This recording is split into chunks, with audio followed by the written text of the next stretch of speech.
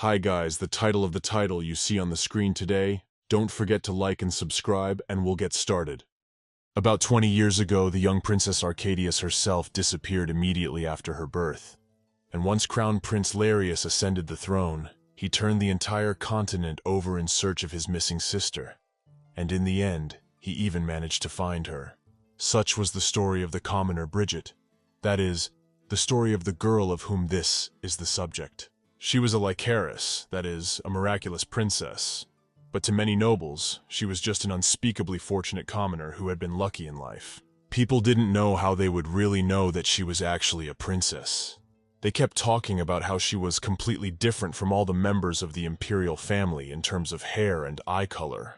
Some have also speculated that an incredibly powerful spell was cast on her during her abduction, something that she had not even managed to regain her true appearance until then, and people did not hesitate to discuss her even in the presence of poor Brigit. They also thought it was utterly foolish and rash to hold a ball in her situation.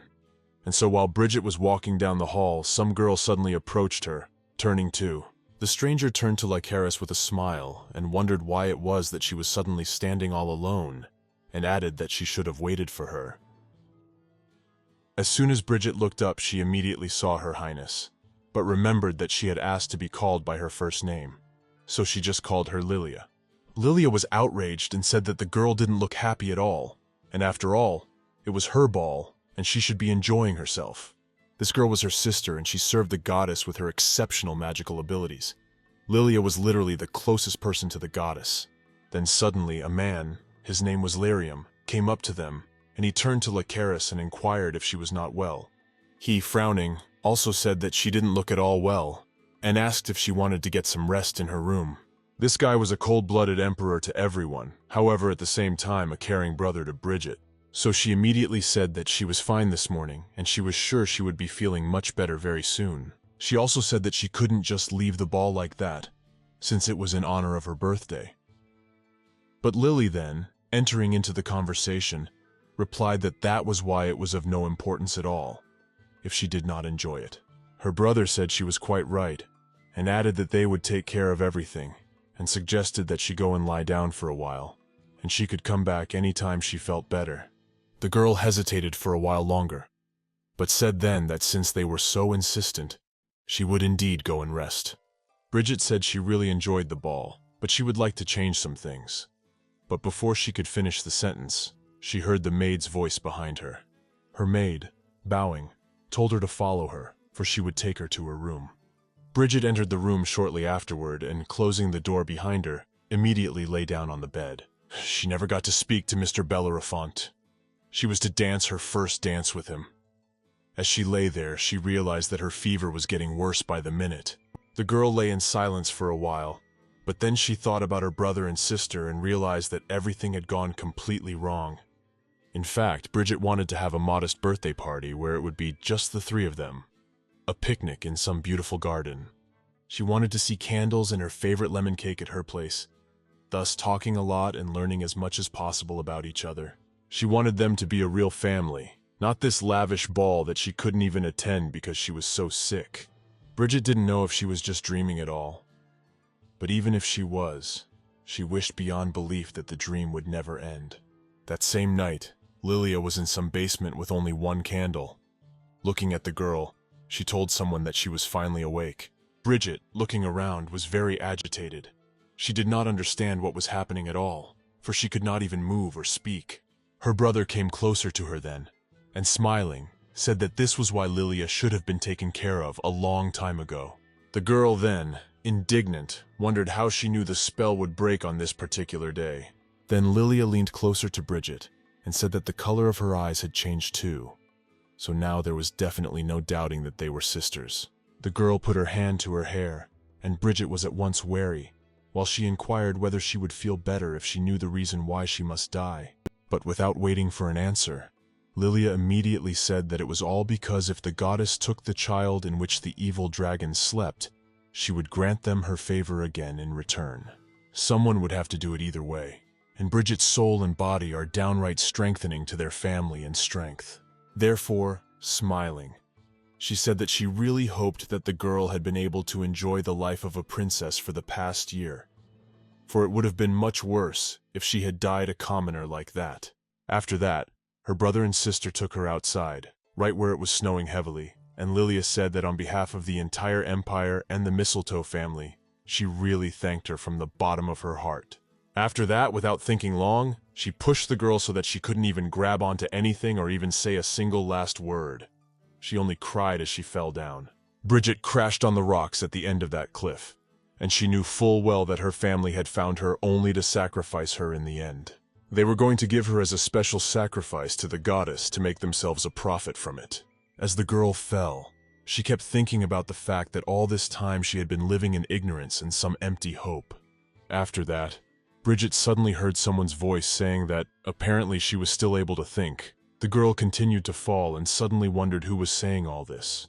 She even opened one eye to look, and when Brigit looked straight in front of her, she saw a huge red dragon standing right in front of her, and he said in his hoarse voice that his name was Nidhor. He explained that he was a being of his own kind sealed within her. That's why she could see him. The girl looked at him in surprise, and he replied that without her body she would not be able to keep her mind and soul. So soon her existence would be cut short. When Brigit heard this, she immediately started screaming and begging for it not to happen. But it was all to no avail. The dragon, continuing to fly after her, said that she also wished for the death of the terrible and cursed goddess and everyone in the Mistletoe clan, as did the girl herself. That's why he said he could bring her back to a time when her body was completely intact. Brigit looked at him in surprise and asked what he meant, but Nidhor only told her to use his power. And after that, he put his muzzle up for her to touch with her hand. As soon as the girl did so, everything around her began to glow with bright red flames. And lastly, the dragons said that they would thus be able to take revenge on the Mistletoe clan together. After that incident, the girl's eyes closed, and after a few minutes she started to open them and saw that everything that had happened was gone. Her hand was still stretched upwards, but when she finally woke up, she was very surprised and didn't understand why her hands were so clean. After that, Brigit immediately started looking around to see what had even happened, and the girl immediately realized that this was the house with this very interior that she had lived in before moving to the palace. She immediately ran over to the calendar and saw that it had the month before her birthday written on it, which meant that the dragon had actually somehow managed to save her. The girl was still pondering what had happened for a while, when suddenly she heard a familiar gruff voice addressing her by the name of Lycaris. She immediately started looking around, not realizing who was even talking, since she was the only one present in the room. When there was no more sound, the girl wondered who it was that had addressed her, and immediately heard that rough voice again, saying it was he, Nidhor. When she looked at the table, she saw the small creature, and wondered if he had really turned into a lizard. But the dragon, indignant, said that it was actually because of her, that he couldn't even believe that out of all his charming power, she was only able to create a small lizard. Nidhor was incredibly angry, and as he got closer to her, he said that he knew her magic was weak, but he had never imagined it to be that weak.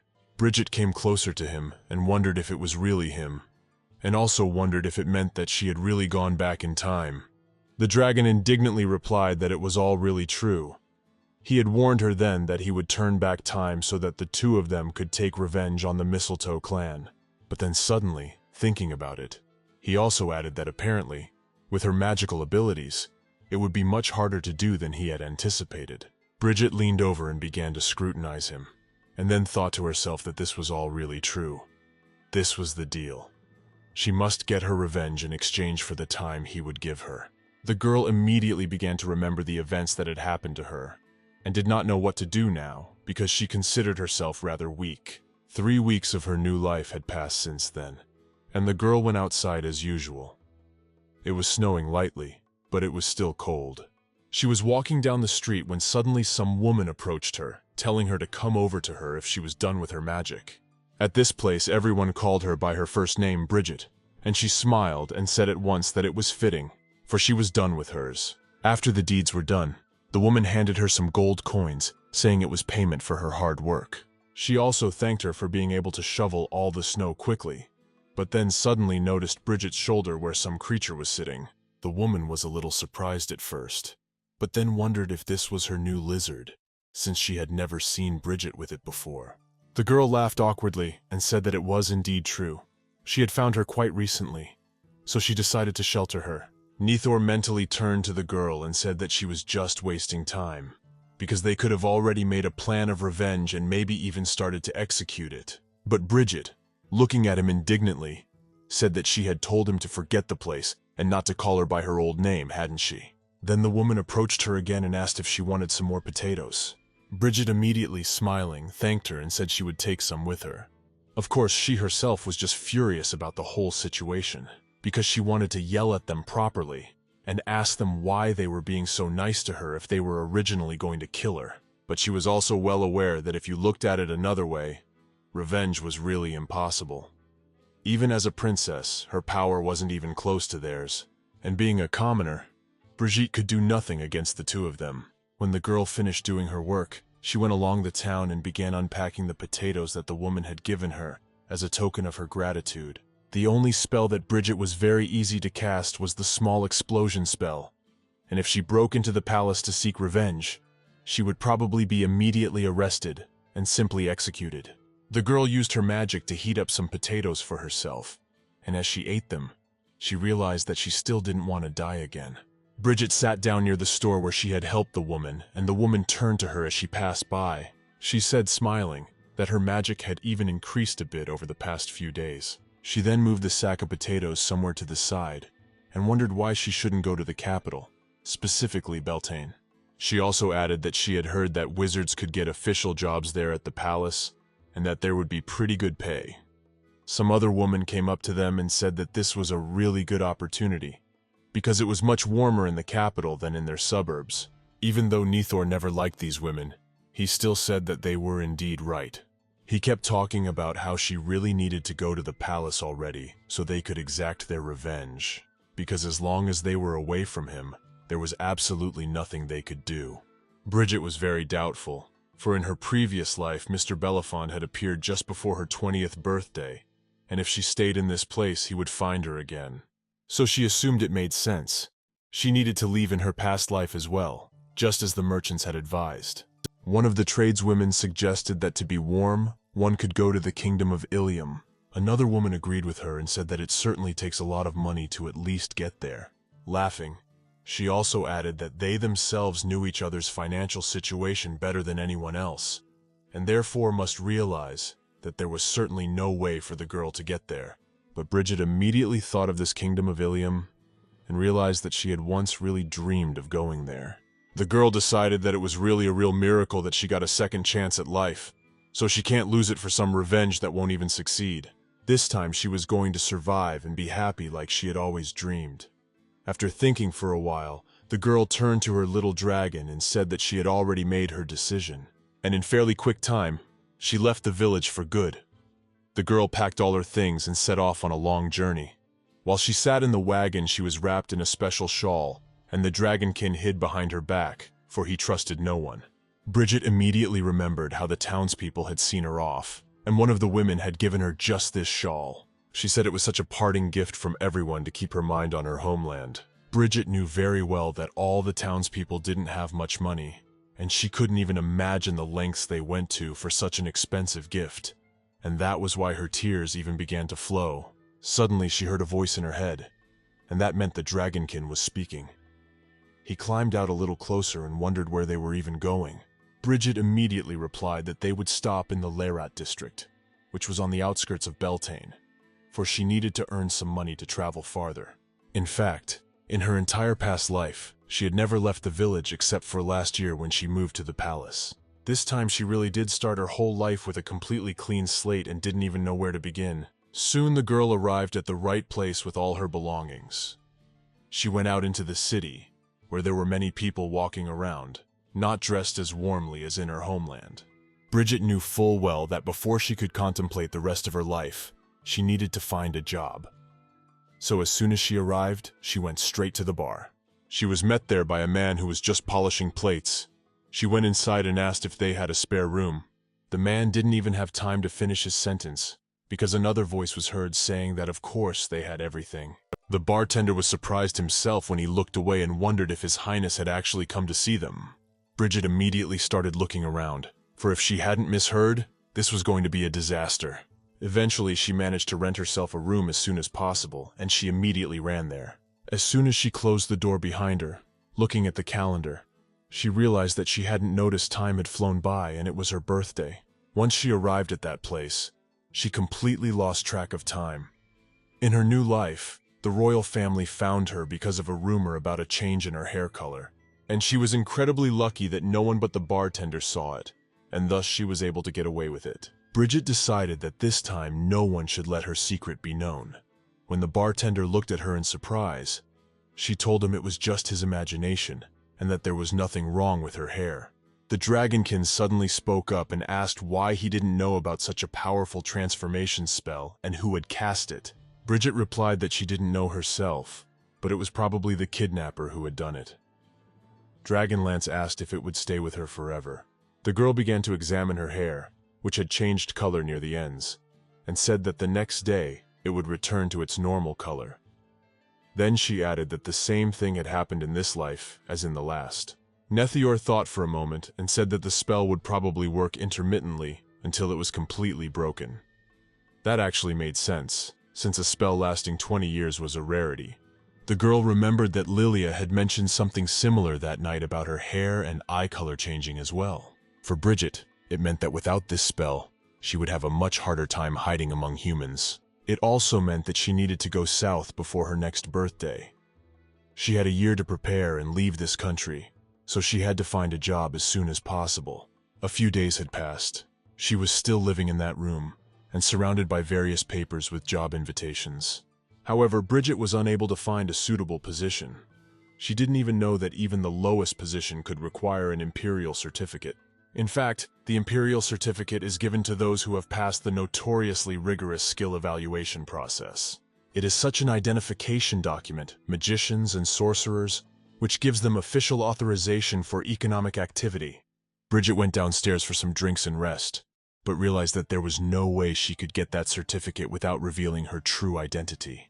No, the chorus tried to cheer her up and said that she could try to work as a maid, but the girl, indignant, replied that with such wages she could not even make it south in 10 years. The bartender walked by them, and when he saw her distressed face, he asked with a smile on his face, "Is she out of luck again?" Brigit said with a heavy sigh that she was. He inquired if she had gone to the Hippodrome La Fée. When the girl heard this, she said that she was not a gambling kind of person, so of course she was not there.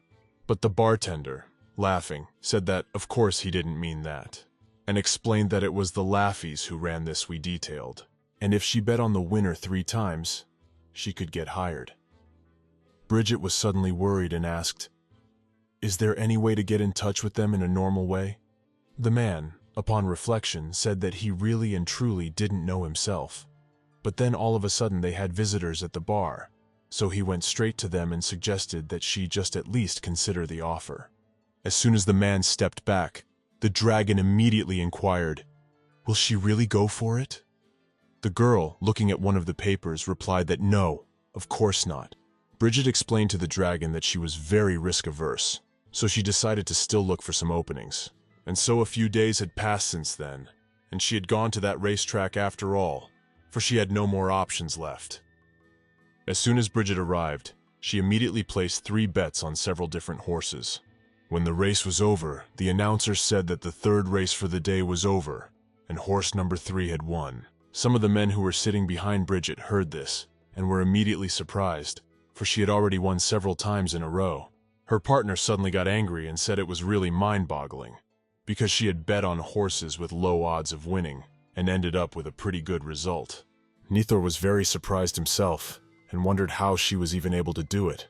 Brigit turned to him and explained that she was using his powers to warm the air a little around the horses she had chosen. She explained that she did this because she had heard that during the molt, horses use a lot of energy to maintain their temperature, thus reducing their speed quite a bit. That's exactly why she helped them escape without wasting their energy. She just warmed up the air a little for them. Brigit, smiling, also said that it was a rather small theory that she thought wouldn't even work, but, as you can see, it worked out, and she was even very happy about it. However, she was still confused by another question. Why hadn't they come for her yet, since she'd won so many times, and she hadn't been offered a job? At this very time, a man was sitting in the VIP box, which was located on the 5th floor of the racetrack. The stranger who sat there turned to Dagmar, and was immediately approached by a man who inquired what the gentleman needed. He explained that a sorcerer had infiltrated the racetrack. When the boy heard this, he was very surprised, and said that they had checked everyone and found nothing. The guy started pulling out his monocle to get a closer look at the scene and said something. This sorcerer has concealed his identity, or he has no certificate. His assistant suddenly inquired anxiously, "Didn't the goddess Hecate erect the barrier?" The man replied that she had, but the sorcerer had somehow managed to bypass it. The man thought this was all rather strange. After the race, he went to the horses and checked them personally.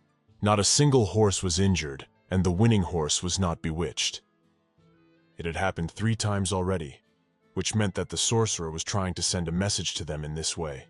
The man then, smiling, put his monocle aside and really hoped that this sorcerer wasn't because of that stupid bitch about hiring a winner, for he thought that no idiot would certainly believe it. But he decided to make sure and told his assistant to check everyone who bet on the winning horses and bring the cheater to him. The man bowed and immediately said that everything would be done, and also inquired about his condition, whether he would be all right. The gentleman, rising from his seat, suddenly wondered what else could be the matter with his condition, for everything was as usual. He then took his pipe, and smoking it, said that it would be quite fun, and he was already looking forward to starting the adventure. After the race was over, Brigit went backstage and was very upset. After all, no one had come to her, and she had won 6 times. She assumed it was probably just a simple rumor, so she decided to head already back to the room she was renting. But then suddenly the dragon felt some strange sounds, and realized with his instincts that someone was following them, so he asked the girl to speed up. But Brigit then turned around and wondered who it could be, and the second she did, some blonde-haired man grabbed her arm. He looked pretty weird, but he held Brigit so tightly that she couldn't even get out. He said he'd been watching her, and what she was doing there was really impressive. So he wondered what her secret was. He looked kind of crazy, and all because he was very often into this kind of gambling. The man said that all the horses she had bet on had won, even though they had almost no chance. The girl even began to shiver with fear. She didn't understand what was going on or why he was hitting on her, so she asked him what he was talking about. And Nidhor, when he heard those words, assumed that since he was saying that, he must have cheated too.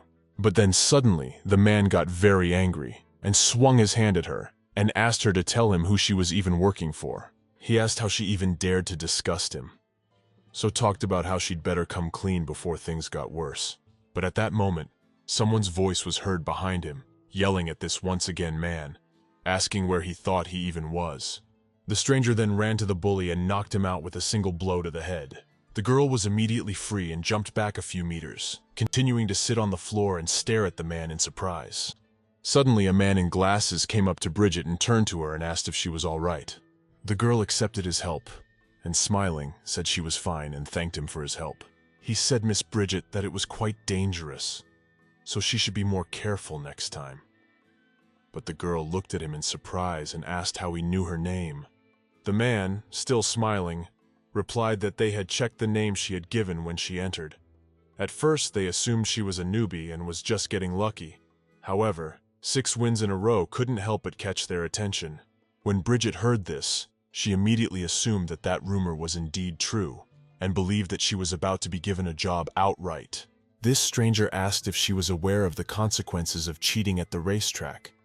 The girl did not even listen to him, and cheerfully said that she really wanted to work there, and asked if it was true that she had passed the first test. The man and his guard looked at the girl in surprise, not understanding what she was even talking about. They were silent for a while, and then he said, not with Brigit, that it was probably just that old rumor that had gotten to her, but they didn't hire people that way. When the girl heard this, she was very surprised and asked if it was true. The knight said that in simple words, they thought she was a fraud. Brigit, in a trembling voice, immediately said that she had done nothing of the sort, but the man with the glasses replied that their host had asked about her and wondered why she herself had not explained herself to him in person. Brigit was in a terrible state of feeling and realized that she was at an end. And with her head down, she immediately followed the men who were leading her in an unknown direction. Shortly afterward, she went into some room in which a man with dark hair was standing, and hearing someone coming in, he immediately turned around. When he saw Brigit in front of him, he was very surprised and inquired, "Was it the intrepid witch who came to him and dared to cheat at his race course?" He moved closer to her, still smoking his pipe. They were silent for some time. Brigit looked him over from head to foot, realizing that he was the master of the hippodrome. But the man seemed content to be polite and, smiling, told her to come on in and have a seat. The girl knew perfectly well that she was seeing him for the first time. For some unknown reason, however, the man looked familiar to her. Shortly afterward, a man with glasses came in and brought tea for them.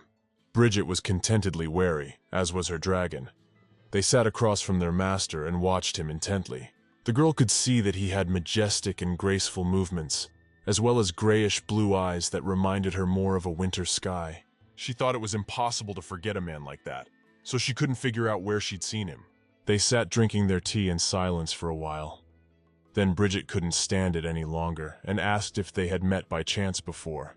The stranger was a little surprised at first, but then, smiling, he inquired, "Is she really like that?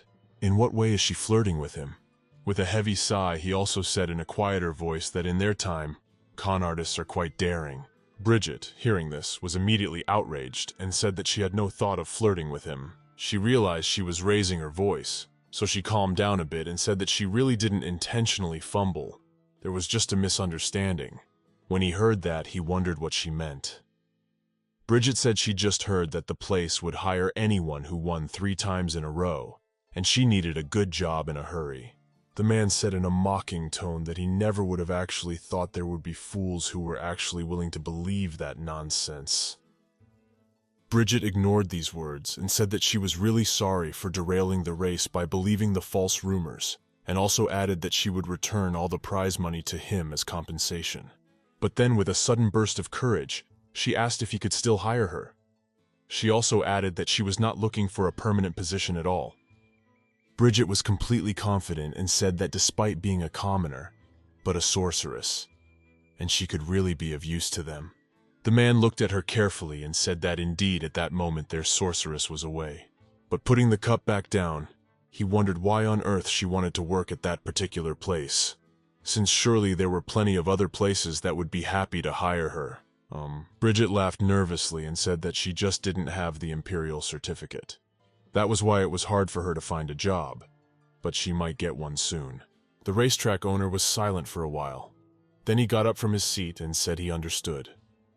She would have to make up for the incident anyway, so he said they would see what she was even capable of. The girl immediately had hope and wondered if this meant they could really hire her. But the man replied that she had to pass a great test first. So he told her to go to the ranch with one of his men, where they would tell her everything and show her what was required of her. Brigit immediately glowed with joy and began to thank him for it all from the bottom of her heart. She sat there for a while, but then she realized she had to leave. As she approached the door, she was about to leave. But then suddenly, this racecourse owner turned to her and said there was still time. So he asked her if she would like to drink some wundria with him. When Brigit heard this, she became very serious and replied that she would appreciate his generosity. However, she had better go now. The man did not insist, only smiled and said that in that case he wished her good luck. She then walked out the door. Then his employees came to him at once, and the warrior asked him in surprise if he would really hire this girl. He said without a word sign for a while yet. However, that didn't mean they needed a replacement. Ray sighed heavily and said that he wasn't going to hire her, so there was no need to worry so much. The warrior still resented it and wondered why she needed to be tested at all in such a case. Ray's secretary immediately intervened in their conversation and said that it was the lady who knew about the wundra and that he was to be feared. The warrior looked at him in surprise and asked, "Isn't wundry just expensive alcohol? And also, what was so special about her refusal?" The secretary explained that in this way the aristocrats of the capital say that it is better for the interlocutor to leave. In fact, wandry is one of the rarest types of alcohol, and to offer someone this drink means that the aristocrats are transparently implying that guests are very much not welcome. The warrior immediately turned to Ray and wondered when he had time to guess this, for as soon as she entered she said she was a commoner. The man, sitting back down in his seat, said he realized as soon as she walked in. Because the way she walks and stands, it's clear she's familiar with etiquette. She was dressed, no doubt, as a commoner, but set herself up as a most proper, educated lady. Ray supposed that maybe that was why she was out of the picture, but he had a pretty bad feeling about it. He didn't know if he'd ever seen her before. When he was at the meeting with her, he immediately mocked her remark. But in truth, when he first saw her, it was as if something unknown had pricked him. And it was something stronger than the usual feeling of something strange. It was a feeling that completely pierced his heart. Ray decided to see if she was a simple con artist or a sorceress with secrets of her own, so he sent her on a test mission. Soon after, Brigit finally arrived at the place she had been sent to. Russell met her there, and they rode on horseback. The man sat behind her, and she turned to him, wondering how difficult the ordeal would be in general. Russell was the mentor assigned to evaluate the result of the test, and smiling he said he didn't know himself. It was easy for him. He had just killed a demon. When she heard that, she was very surprised that he could call it a slight at all, but afterwards she turned around and thought about her past life. Brigit remembered that there had been a serious accident at the place then, but there was no way she could remember exactly when it had been. Soon they arrived at some small building. The man immediately got off his horse while the girl stayed on it. He took an envelope out of his pocket and, holding it out to Brigit, said it was her assignment. The girl accepted it at once and thanked him for it. As soon as she opened it, she read it immediately. There was a rather strange assignment. She had to clean the stables in just 3 hours. After that, she too got off her horse, and coming closer to Russell, inquired if there was even a shovel for that. The man replied that not at all, for they had put away all the tools. The girl was furious when she heard this. Brigit didn't understand how she was supposed to clean up a huge place without any tools. As soon as she stepped inside, she was even more frustrated, because the mess was unbelievably big. It even seemed to her that this place hadn't been used for quite some time, and she just decided to load it with more work. Brigit gathered her thoughts and decided to get water from the river.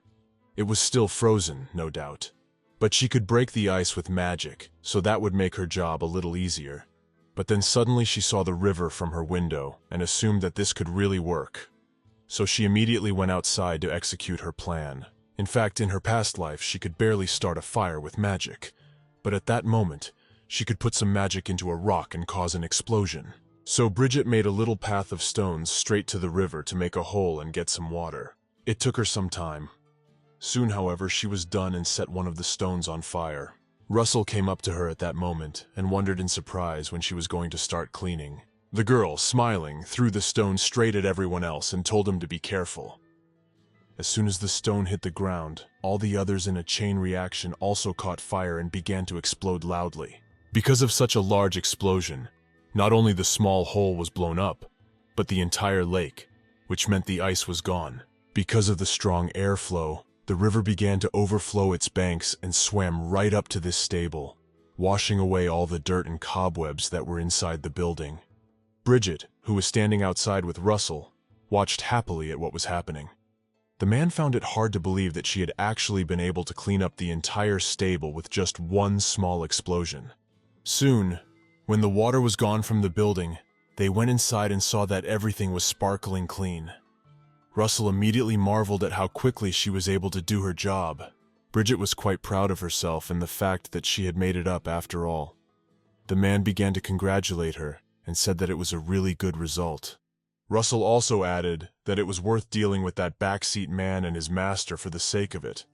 After all, when he told him about it, she would be hired right away. When Brigit heard this, she was very surprised. She turned to him and asked how he knew about the man in the back seat. The man didn't say anything but just started laughing loudly. Brigit didn't understand what was happening. The girl was well aware that in order to know about the attack, he must have been watching her all this time. But she did not understand what he had then done for when he first saw her. Brigit immediately started to get closer to him, and the dragon was also incredibly angry and told the girl that this was exactly the man. Russell, still smiling, said his boss told him to take it easy on the case. So it wasn't a good thing that it had happened that way. Everything around him suddenly became rather gloomy and dark, and he said that if he let her come back, he'd just get caught. He snapped his fingers and summoned some strange creatures from the forest. They were half wolves and half skeletons. Brigit immediately turned around. She started to shake with fear because she hadn't expected it to happen this way. He suggested that she shouldn't even try to resist, because it wouldn't work anyway. Then Russell mounted his horse and rode away, wishing her good luck. The girl started to run away, and all these strange animals ran after her, making horrible noises. The sound that came from these creatures resembled the way bones crunch, and it blurred the girl's sense of reality. That was the sound she heard before she died. And as she ran, she couldn't stop thinking about that terrible moment. Because Brigit was so scared, she didn't see the rock and tripped over it and fell straight to the ground. Her little dragon jumped out of her shoulder. She suddenly felt intense pain all over her body and realized that she could not even move. She turned to Nidhor and asked him to help her. The dragon, who had already managed to get to his feet, looked at her in surprise and wondered why he had to do that. When the girl heard this question, she looked at him in surprise and asked him what he meant. He, continuing to remain at a distance, said he recognizes that she is intriguing him. However, she does not know how to use his power properly, and refuses to take revenge together. That was why it would rather see it die and wait until the next person could keep it inside. Therefore, the little creature immediately began to run away. Brigit shouted indignantly at him and didn't understand why he had done this to her, but the dragon only said he was sorry and that it was her own fault. The girl had no way of knowing what was even going on, but she quickly put her head in order and told herself that this was not the time to be shocked.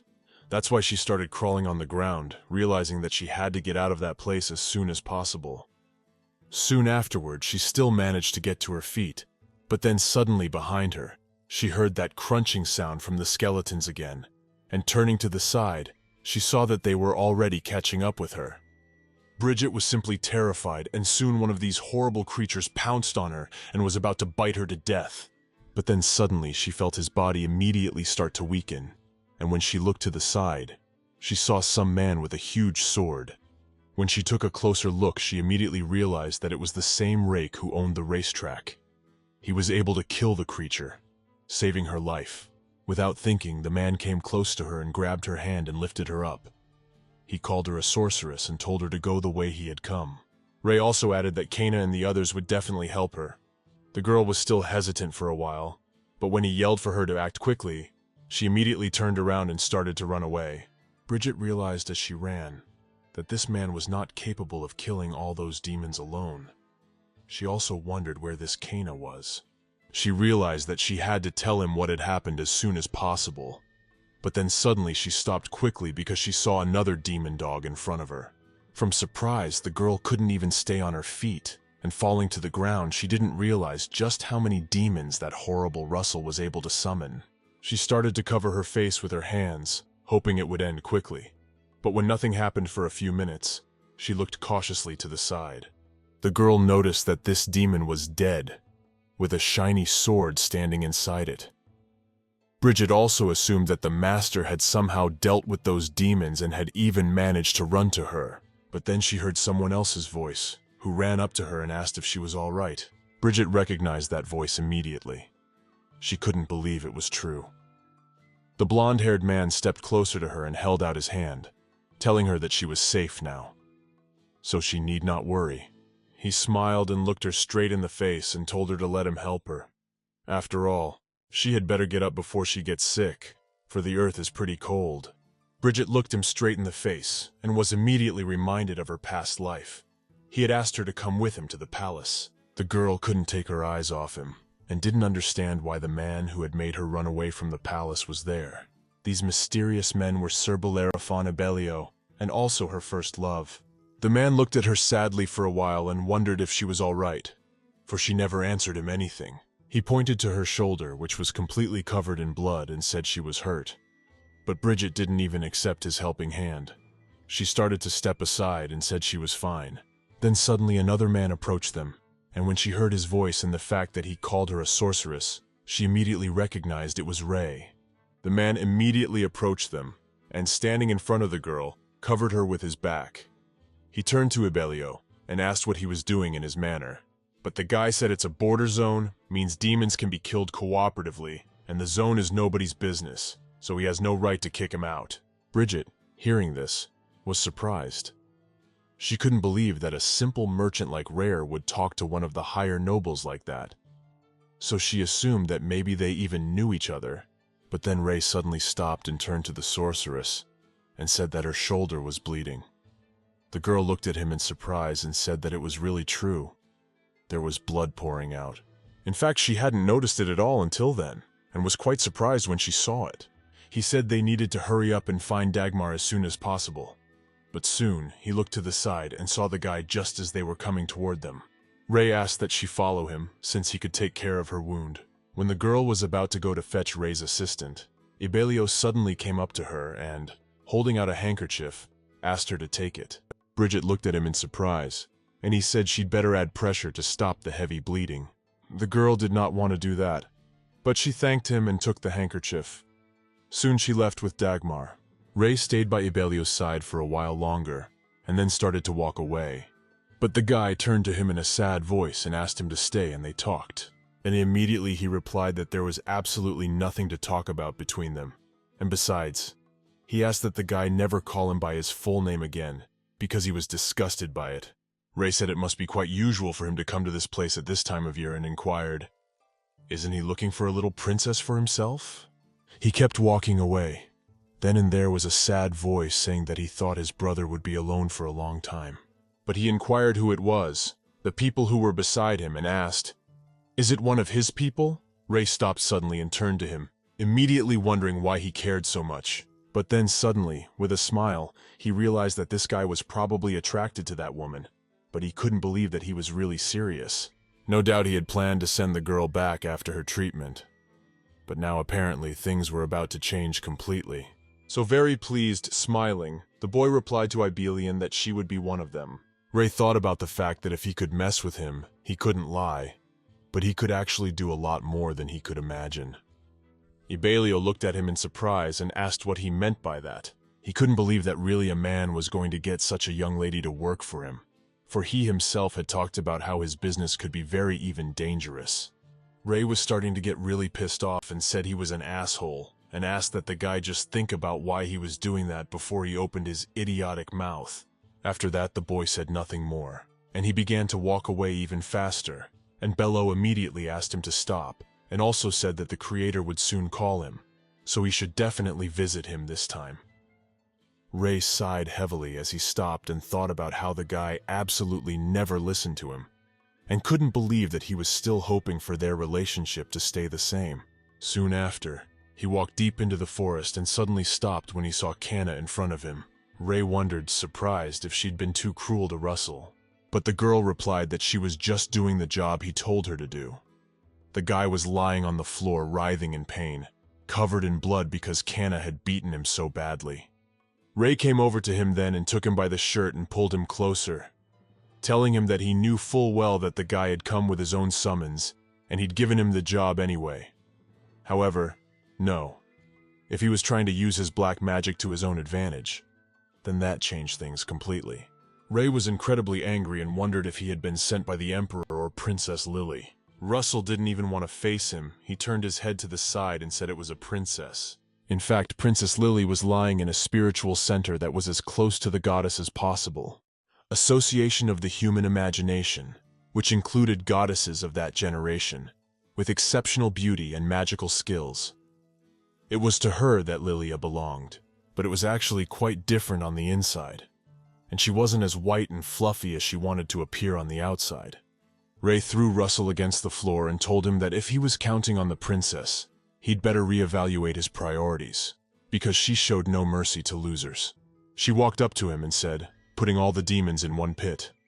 The man smiled and said that was very good, in which case they could proceed. After that, the girl started dragging Russell straight to these demons, and Ray said they were so low level that they didn't even recognize their master who had summoned them. The boy started screaming loudly and trying to get out. Ray smiled and told him not to worry, because he would return to his master alive. He then dropped him in one motion into the pit where a very large number of his demon dogs had gathered. And lastly, Ray said that he thought he could not unfortunately guarantee that his limbs would remain intact. At this very time, Brigit was brought to the manor to have her wounds treated and examined. They called the pharmacist and also the district doctor, namely Askla, and when the man finished with her wounds, he said that the wound was small and the bleeding had stopped, so there wouldn't even be a scar. He also asked, "Does she still have pain?" The girl immediately replied that she was no longer in pain and thanked him, saying that she would be fine now, so he should not worry. In fact, it wasn't really the wound she'd received that hurt, but her own feelings. She was very much embarrassed that the Nidhor was not with her now. He had simply abandoned her. She even suggested that she shouldn't have relied on him so much. She thought about how he was just the ultimate coward and traitor, and she was even angrier because of it. Then suddenly, Dagmar turned to her as well, and said that they wanted to apologize for what happened in the first place. After all, he had absolutely no words to describe the situation. The girl looked at him and said that really they should, and realized that she couldn't answer that she was all right, all because it wasn't true at all. After a while, the man said that Mr. Ray had already arrived and asked if they would go to his office. The girl said that of course she would like to see him. They went straight through the rather spacious corridors straight to his office. She hadn't really noticed before how chic the building was, almost like a nobleman's house. Brigit thought of the fact that they must have bought it from a rather noble family. The walls, however, seemed empty to her. There was no painting on them, and consequently no thought had been put into them. At that moment, Dagmar opened the door and said that they had already arrived, so she could go inside. And as soon as the girl saw the room, she was very surprised, because on the man's desk sat her little dragon. As soon as Dagmar saw her surprised look on her face, he said that as far as he could remember, he was her pet, and he was able to find him. So he brought him to the manor. He then closed the door and said he would inform Master Ray that she had come and asked that she wait a while before he came. After the footsteps subsided, Brigit immediately walked over to the table and grabbed the dragon tightly so that it was completely unable to even move. The girl was incredibly tan and asked what he was even doing there and why he had come. Poor Nidhor couldn't even breathe, so he asked for her to let him go. But the girl was incredibly angry and only held him back even more. Brigit was silent for a while. Then, screaming even more, she asked, if he wanted her to eventually just die, then why did he save her from the beginning? He could have just let her die, and then that would have been the end of it. The dragon didn't respond to that at first. He stared angrily at the girl, pondering every word. When he finally spoke, he said that a hidden flower on the street was sure to catch the eye. And that's exactly what happened. The girl was already furious and asked what flower we were talking about. Dragon then replied that he certainly wouldn't have abandoned her if she had actually reaped the spot more actively and made any moves towards it. He said he couldn't kill his own person he had made a contract with, so he would just have to wait until she died on her own, and he was better off waiting for another set of years than destroying Freya with his own hands. Brigit, hearing this, began to clench him even harder, and asked if he was really saying that, and wondered why, in that case, he had come back. Nidhor was already completely out of breath, and he already wanted to answer why he really did it, but the girl clenched him even tighter. In fact, she really hated the whole thing. She hated that he'd left her, and she hated that he was telling her all these meaningless excuses that only made her angrier. But the worst part was when she saw him again and felt a huge relief that he was alive and around, and that's why she hates it all. At that moment, Ray suddenly came into the room and said that he understood her stress perfectly well, but asked that she not express all her feelings on the poor and defenseless animal. As soon as Brigit heard his voice, she immediately let go of the little dragon, and he in turn walked around to the other side of her and sat down at the table. The man said that first of all he would like to apologize to her for the day, but their enchantress should be back before winter, which meant that they certainly didn't need a replacement. Brigit was very surprised to hear this. She stood silent for a while, unable to understand how this was even possible, and said that it was simply unfair. She also added that she honored his request and even got hurt because of it. and as a result, he is now telling her that he can't even hire her. Ray pondered for a while, then wondered what she would say about smoothing over the conflict. Would it be enough if he wrote her a small settlement? The girl immediately picked up the piece of paper and studied it, thinking that it wasn't bad. But it was still not enough to move south. Oh, and on top of that, he put her through all the hard work. And in the end, she doesn't even get any of it, except a small amount of money. It wasn't fair to her at all. Ray looked rather serious, and said she didn't look happy, and wondered why she needed so much, since magic wasn't the only job that had in their city. One could find something simpler. Brigit sighed heavily and said that she had to move to the Southern Kingdom early next year, which meant that she urgently needed more than a little money. When he heard that, he was very surprised and thought about the fact that she wouldn't even be in the country next year in that case, and that might even play into his hands. Ray wondered how she even knew Ibelio. After all, they looked like they'd known each other for a long time. The girl immediately became anxious, but replied that absolutely not. She had never even seen him until that moment. Smiling, he realized that it might even be good for him, for he could see perfectly well that she was lying to him. He pondered for a while, then asked what she thought about only getting a job until their sorceress came back. When Brigit heard about it, she glowed with joy and said that it was just perfect for her, and she was very grateful to him. Then Ray took another piece of paper and wrote the contract there, telling her to look at it and study it carefully. He said she would have 1 month of probation and then 6 months of direct employment. He also said that he added a paragraph about the possible danger she might be experiencing on the job, and going forward he would also re-examine her after the probationary period.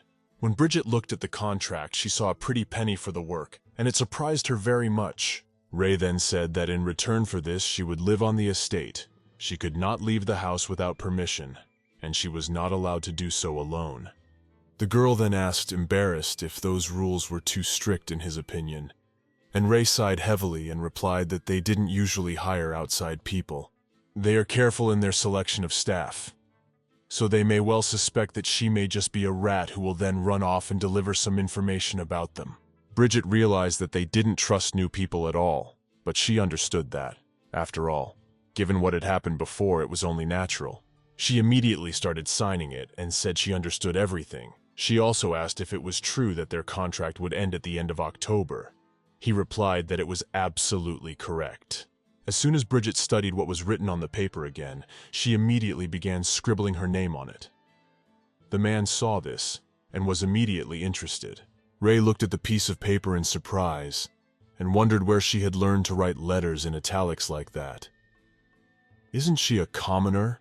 The girl immediately panicked and said that actually commoners could do it too. After that, she gave them the contract in his hands. He looked at what she had written for a while, and then handing her the piece of paper, he said that he doubted very much whether schools taught her handwriting like that. So he asked her who she really was. Brigit was beginning to get very worried and asked in a trembling voice, "Does he really want to know who she is?" After being silent for a while, she said that she had only learned to write like that somewhere. After all, commoners really couldn't do that, she thought. Ray said her name, and suddenly the girl had flashbacks before her eyes of him bloody talking about her running. The girl immediately realized that it was a memory of hers. But before she knew it, someone was knocking on their door. It was Deadman, and behind him stood the doctor and a man. When he turned to the sir, he said at once that he had come to see him, and Askell had a bottle of medicine in his hand. The man sighed heavily and told the girl to follow him, for he would show her to her room, and he himself was left alone with the healer. Brigit soon followed his assistant out, and for a while they walked simply in silence. Degmar then turned to her and said that he should bring her congratulations, for she had indeed been hired for the job. The girl thanked him for that and told him he could just call her by her first name, since he kept adding the M's part before. He said he wouldn't mind that, and also asked her to call him just by his first name too. They walked in silence for a while. Then the girl asked if she could ask him a question. The man nodded immediately, and Brigit wondered what this house was all about in the first place. The man smiled and replied that he had completely forgotten to tell her about it. Then he stopped and said that this house belonged to Duke Arterius. When she heard this, she was so surprised that she was ready to shout at the whole manor, for she had not expected to hear such a thing. In fact, the empire had two prominent families called the Two Swords. One was Ibelio and the other was called Arterius. The girl couldn't believe that somehow she had ended up in Arterius's house. She said in a shaky voice that the master's name was Ray Lofi. Dagmar continued to smile and said that as she probably knew herself, it was quite a challenge to have a business after Arterius, because there had been one incident. That's why he now uses a special name for work, so there are no more unnecessary questions. Brigit immediately understood what was going on and replied that she was now clear. Meanwhile, it was already evening in the Mistletoe family room. Her spy had just arrived at Lilia's place, and seeing his condition, she wondered in surprise if she had really sent him to keep watch. But looking more closely at his face, she wondered why he was so badly beaten. Lilia wondered if Duke Ribus was so enraged, and after all, she supposed he would not revive against the little spy. Then the imperial sorcerer, namely Shaha Debine, addressed her. He, bowing, told Her Highness that this fellow had been caught acting in his own self-interest. He disregarded the imperial laws and sought personal gain from his position. That's why he ended up in this state. Lilia, hearing this, immediately smiled and said that that explained everything. She added that in that case it was her mistake, and then told her assistant to go get him. The guy who started to be dragged by his legs started screaming loudly and begging Her Highness to forgive him. He talked about how it would never happen again. But it was useless. The girl just stood there and watched it all. Lilia, sighing heavily, thought about the fact that this person who always looked for profit in everything would definitely not miss something like this. So it was indeed her great mistake that she had sent him as a spy. She had now concluded for herself that she should no longer use the most ordinary people of the inferior race. She even wondered how angry he was, since he was her toy, so she certainly wasn't going to stop. The girl went straight to the garden and plucking one small red flower from there, she immediately smelled it and enjoyed it immensely. She thought about how she should satisfy him next time after all. At that time, Brigit had already gone to her room. She lay on the bed for a while, thinking about how nice and spacious the room was. However, she still couldn't believe that the whole business belonged to Duke Arterius. She'd never known him in that life. The dragon, who had just begun to climb up on the pillow, turned to her and asked if she had ever seen him before. Brigit looked at him and said that it was true. She had met him in her past life. However, he was a thoroughly unpleasant person that time because of the incident that occurred. Nidhor, looking at her in surprise, said that that guy had mentioned some incident too, so he asked what it all meant. For a while the girl pondered whether to speak, but then said that his parents had supposedly killed her parents. In fact, despite the grave crimes of treason, the throne mercifully saved them from death. But the surviving Ray Lofi, or Rimus Diarmith, rebelled against the throne once again.